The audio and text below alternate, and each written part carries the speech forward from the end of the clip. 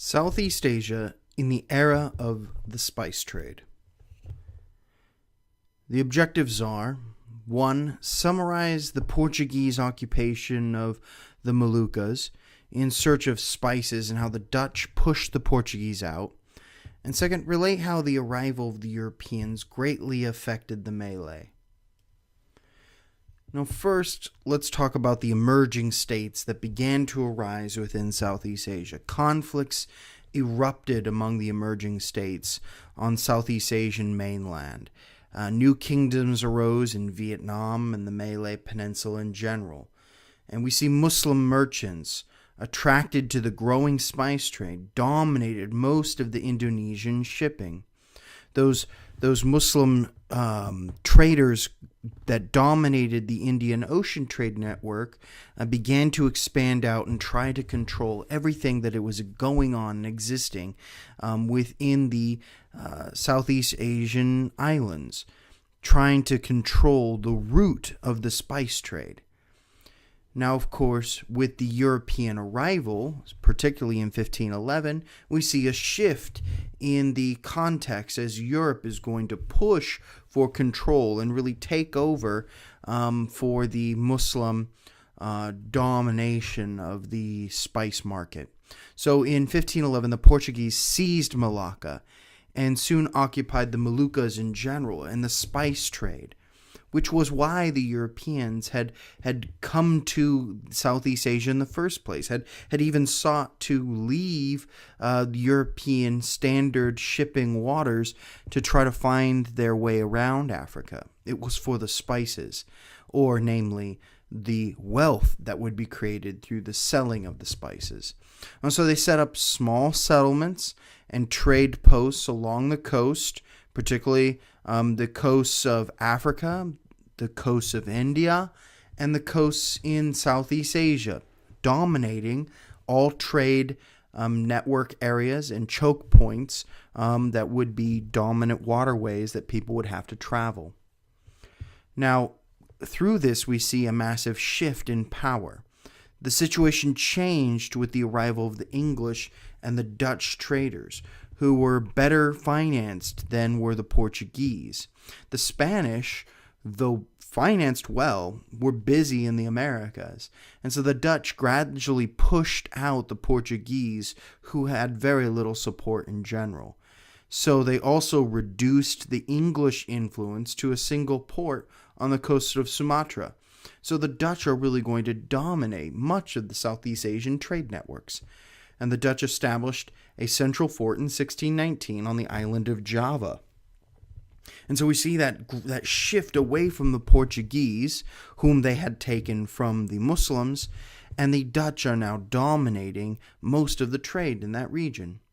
And what was the impact on the mainland from this? The Portuguese and then the Dutch influence was mostly limited to the Malay Peninsula and the Indonesian archipelago in general. They didn't make deep incursions into the continent, not like what the Spanish had done, or the English will do, or the French will do in North America and South America. They will largely find these territories with very little civilization in general. But the model that's going to be established, both with the Portuguese and with the Dutch, in Southeast Asia, is they're going to see all sorts of kingdoms in the mainland that they're going to largely want to stay out of their affairs. They're going to want to set up trade posts to tax and to control, but they're not looking to create a land-based empire by no means. They're looking to create a trade empire to make and gain a huge benefit economically through the trade. So the Portuguese established limited trade relations with several mainland states, but in general, they leave the mainland states alone to do their own thing. So the mainland states are Burma, Thailand, Vietnam, and they all began to define themselves as distinct political entities. They began to form their own true nations in a sort of primitive nationalism that began to emerge, a primitive kingdom-based power that was much more than a local tribal kind of ideal, but a true civilization that were dominated that were dominating the region that they were in. So they had strong monarchies, and they resisted foreign intrusions. They wanted to do their own thing. And of course, the Portuguese and the Dutch, too, will not be interested in making massive war with these kingdoms, because they're not looking to create a land-based power or some kind of kingdom in the Far East. They're interested in making money. And so they think that the best economic goal for them is to leave the mainland nations alone.